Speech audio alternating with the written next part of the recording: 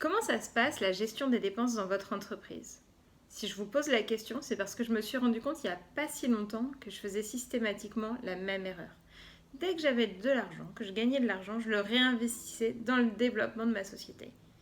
Et en fait, à continuer longtemps sur ce rythme, j'aurais pu me retrouver dans cette situation des dirigeants qui disent «Oh, je me paye pas beaucoup, mais c'est pas grave, ça ira mieux demain».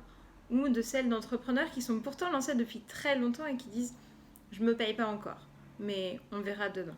Et cette situation, elle n'est pas saine, ni pour l'entrepreneur, ni pour l'entreprise. Et je vais vous expliquer pourquoi. Je suis Anne-Laure Julliot et je suis la fondatrice de Bloomroad. Ma mission, c'est d'aider des entrepreneurs à améliorer la rentabilité de leur entreprise. Et je me suis lancé un défi ce mois-ci. Ce défi, c'est de faire 25 vidéos pour vous expliquer comment vous pouvez, vous, améliorer la rentabilité de votre entreprise. Et aujourd'hui, donc, on parle des dépenses et de l'allocation du chiffre d'affaires.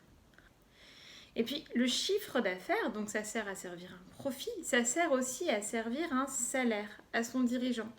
Alors bien sûr, surtout quand on commence, on ne peut pas servir un salaire énorme, mais c'est important de garder une partie de son chiffre d'affaires et de l'affecter au salaire du dirigeant. Et puis bien sûr au salaire des équipes. Mais ça en général, si vous avez des équipes, vous ne l'avez pas oublié. Et puis après, la partie des dépenses, on va dire opérationnelles, courantes, il faut prendre le temps de les analyser et de les revoir régulièrement pour être sûr que toutes ces dépenses, elles servent un but et qu'elles vont permettre à l'entreprise de se développer. Ça veut dire se poser des questions sur quel est mon retour sur investissement. Par exemple, j'utilise un produit, qu'est-ce qu'il m'a apporté?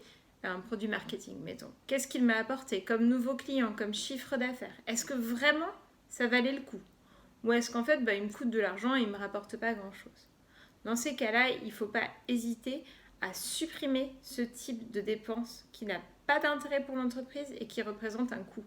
À la limite, si vous dépensez 2000 € dans un outil marketing, peu importe, vous serez sûrement heureux de pouvoir réutiliser ces 2000 € dans votre salaire. Et si vous êtes bien dans votre entreprise, vous êtes bien dans votre tête, vous êtes plus impliqué, les choses sont plus faciles. Et du coup, votre entreprise, vous avez plus d'énergie pour aller porter vous-même votre développement commercial et pouvoir trouver de nouveaux clients. Voilà, cette vidéo, c'était la deuxième d'une série de 25 vidéos destinées à vous partager mes techniques pour améliorer la rentabilité de votre entreprise. Si vous voulez suivre les prochaines, n'hésitez pas à vous abonner à la chaîne YouTube Les Clés de la Rentabilité. Et puis si vous avez besoin d'échanger avec moi en direct sur la situation de votre entreprise, que vous aimeriez avoir des réponses à vos questions, surtout n'hésitez pas, il vous suffit de remplir le questionnaire qui est juste en dessous de cette vidéo. Et puis je ne manquerai pas de vous rappeler. À très bientôt!